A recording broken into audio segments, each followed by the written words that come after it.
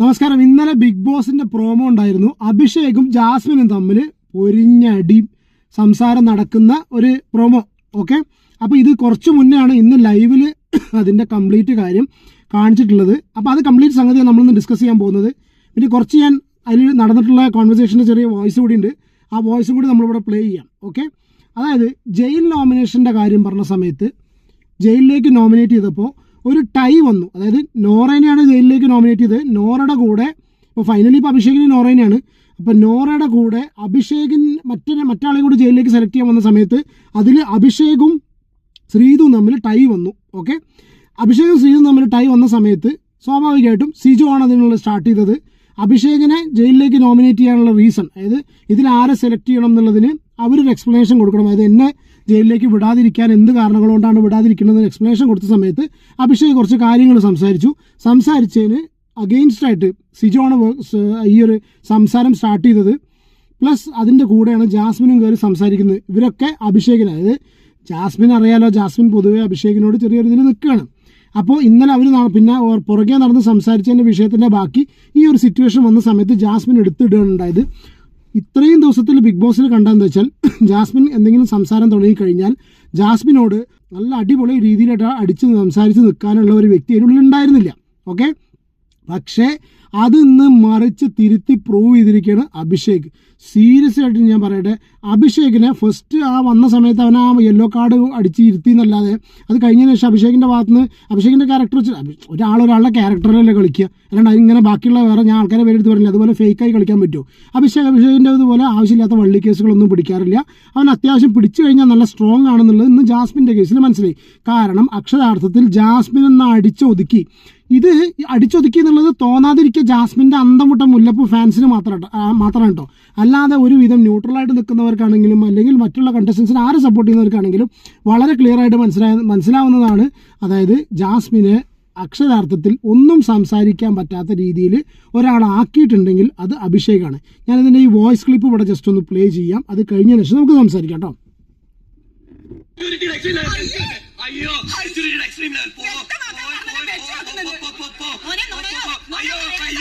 അയ്യോ നിന്നെ പോലെ വ്യക്തിത്വമില്ലാത്ത മാനിപ്പുലേഷൻ ചെയ്യുന്ന നിന്നെ പോലെ അതിനുള്ള ഇല്ല നീ എനിക്ക് പറ്റിയാതാ അമ്മ നീ 50 ദിവസം അടുത്താളെ വിളിക്കാൻ അടുത്താളെ പോയി നിന്നെ കൊണ്ട് അതേ പറ്റത്തുള്ളൂ. 50 ദിവസം അവനെ പറഞ്ഞിട്ട് പുറത്തുള്ളവർ ചോദിച്ചതിന് കിട്ടിയല്ലോ. കിട്ടിയില്ലേ? അത്രേ ഉള്ളൂ. അതിന്റെ പുറത്തുള്ളവരും ചോദിക്കുന്നത് നിന്റെ അച്ഛൻ ചോദിച്ചത് അത്രേ ഉള്ളൂ. ആര് പേടിച്ചോളൂ? ജാസ്മിൻ പറഞ്ഞു ജാസ്മിൻ 75ാമത്തെ ദിവസം അവിടെ നിൽക്കുന്നുണ്ടെങ്കിൽ അതിനുള്ള തെളിവാണെന്ന്.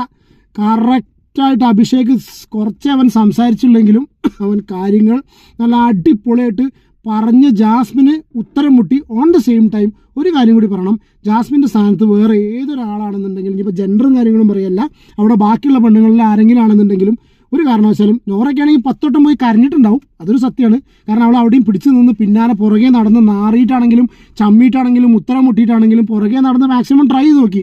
പക്ഷേ അഭിഷേക് പറഞ്ഞിട്ടുള്ള വിഷയങ്ങൾ വളരെ പെർഫെക്റ്റ് ആണ്. ഒന്നാമെന്ന് വെച്ചാൽ അഭിഷേകിന് പുറത്തെ കാര്യങ്ങൾ അറിഞ്ഞതിന് ശേഷം അഭിഷേക് ഉള്ളിൽ കയറി. അതായത് പുറത്ത് സപ്പോർട്ടും കാര്യങ്ങളല്ല പറഞ്ഞത്, പുറത്ത് എന്താണോ അത് നമ്മൾ പ്രേക്ഷകരെ പോലെ ഇരുന്നിട്ട് ബിഗ് ബോസ് കണ്ടതിന് ശേഷം അതിൻ്റെ ഉള്ളിൽ കയറിയ ഒരു വ്യക്തിയാണ് അഭിഷേക്.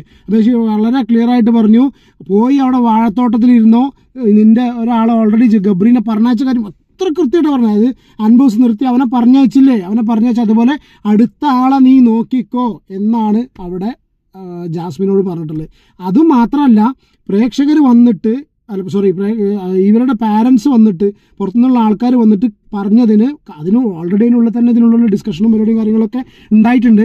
പുറത്തുനിന്ന് ഇവരുടെ ബാപ്പയൊക്കെ വന്നിട്ട് എന്ത് കാര്യമാണ്, കാരണം അവർക്ക് തലയിൽ മുണ്ടിട്ട് നടക്കേണ്ട സിറ്റുവേഷൻ ഉണ്ടാക്കി. അത് ഇതേ വർത്താനം തന്നെ ജിൻഡോ അന്നൊരു ദിവസം പറഞ്ഞിരുന്നു കേട്ടോ. അതായത് ഗബ്രീനെ പുറത്താക്കുന്ന വിഷയം ഉണ്ടായപ്പോഴാണ് പറഞ്ഞത്. പിന്നെ നീ അവനെ പുറത്താക്കി, നീ അതായത് ഗബ്രീനെ പുറത്താക്കിയ വിഷയം ആ ജയിലിൻ്റെ മുന്നിലെന്ന് പറഞ്ഞിട്ടുണ്ടല്ലോ, അതിനേക്കാളും ഒന്നും കൂടി സ്ട്രോങ് ആയിട്ടാണ് അഭിഷേക് പറഞ്ഞിട്ടുള്ളത്. സീരിയസ് പറയാലോ, ഈ രീതിയിലുള്ള ഒരു പ്ലേ ആണ് അഭിഷേകിൻ്റെ ഭാഗത്തു നിന്ന് ഉണ്ടാവേണ്ടത്. കാരണം അങ്ങനെ വരുന്ന സമയത്താണ് അഭിഷേകിന് സപ്പോർട്ടും കാര്യങ്ങളും കൂടുക. പക്ഷേ ഓൾറെഡി സപ്പോർട്ടുണ്ട്, പക്ഷേ കാരണം സപ്പോർട്ട് ചെയ്ത് പോകുമല്ലോ, എനിക്കവിടെ ഇഷ്ടമാണ് കേട്ടോ. പക്ഷേ ഈ പറഞ്ഞ പോലെ ഒരു ടോപ്പ് എന്താ പറയുക, ഒരു കപ്പിനടുത്തേക്ക് എത്തണമെങ്കിൽ ചങ്ങാതിക്ക് ഇനിയും കുറച്ചും കൂടി ദൂരം പോകണം. പക്ഷേ ഇതുപോലെ കുറച്ചും കൂടി കാര്യങ്ങൾ ഇടപെട്ട് വായടയ്ക്കുന്ന മറുപടികൾ കൊടുക്കുക. അതായത് ഇപ്പോൾ ജാസ്മിന് ഒരു മറുപടിയും പറയാനില്ല. ജാസ്മിൻ പറഞ്ഞ് ഒന്ന് ഗബ്രിയുടെ കേസാണെങ്കിലും അവിടെ പോയിരുന്നോ, അവനെ നീ പറഞ്ഞയച്ചു, അടുത്ത ആളെ നോക്കിക്കോ, 3 കാര്യം. അത് കഴിഞ്ഞതിന് ശേഷം പാരൻസ് പുറത്ത് വന്നിട്ട് നിന്നോട് ഈ കാര്യങ്ങൾ ഫുള്ള് പറഞ്ഞില്ലേ, ആ ഒരു രീതിയിൽ സിറ്റുവേഷൻ ആക്കില്ലേ, അപ്പോൾ നിനക്ക് മനസ്സിലായില്ല എന്നുള്ള ആ ഒരു വോയിസ് ക്ലിപ്പിൽ നിങ്ങൾ കേട്ടിട്ടുള്ള മറുപടി സീരിയസ്ലി പറയാനോ ഒരു രക്ഷയില്ല. അഭിഷേക് ഇന്നത്തെ മാർക്ക് അഭിഷേകിനാണ്. കാരണം എന്താ വെച്ചാൽ ജാസ്മിനെ വായടച്ചിരുത്തിയോണ്ട് മാത്രമല്ല കാര്യങ്ങൾ അവൻ പറഞ്ഞു. എന്താണെന്നുണ്ടെങ്കിലും അവനെയാണ് ജയിലിലേക്ക് വിടുന്നത്. ഇനി ഇതിൻ്റെ ബാക്കിയൊരു കാര്യം ചോദിക്കാനുള്ള സംഭവം, ഈ അടുത്തൊരു സംഗതി കൂടി കൂട്ടത്തിൽ പറയാനുള്ളത്, ഈ അഭിഷേകിനേക്കാളും വാഴയാണ് അവിടെ ബാക്കിയുള്ള 2-3 എണ്ണങ്ങൾ. ഓക്കെ, ഒന്ന് പറയുകയാണെങ്കിൽ സായി. ഓക്കെ, സായി കൃഷ്ണൻ എന്താണ് സായി ചെയ്യുന്നത്? ടാസ്കിൽ നന്നായി പെർഫോം ചെയ്യുന്നുണ്ടോ? എനിക്ക് തോന്നിയിട്ടില്ല. എന്തെങ്കിലും വിഷയം വരുമ്പോൾ വളരെ സ്ട്രോങ് ആയിട്ട് ഇടപെടുന്നുണ്ടോ? എല്ലാവരെയും, അതിപ്പോൾ ജാസ്മിൻ തന്നെ പറയും, എല്ലാവരെയും ഷുഗർ കോട്ട് ചെയ്ത് സംസാരിച്ച് എല്ലാവരോടും റിലേഷൻഷിപ്പ് കീപ്പ് ചെയ്ത് പുറത്തിറങ്ങിയിട്ടും ആ റിലേഷൻഷിപ്പിൽ തന്നെ മുന്നോട്ട് പോകണം.